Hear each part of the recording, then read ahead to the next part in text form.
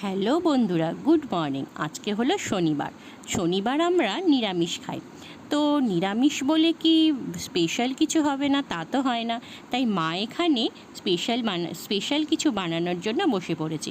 এখানে অলরেডি একটা special item রান্না হয়ে গেলে তোমাদের দেখাবো ফাইনালি আমাদের আজকে ভেজ স্পেশাল কি রান্না হলো।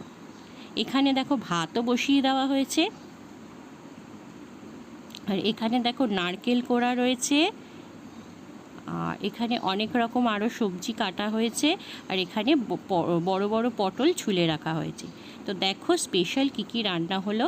এখানে হয়েছে ঢ্যাঁড়স কুমড়ো আলু দিয়ে তরকারি,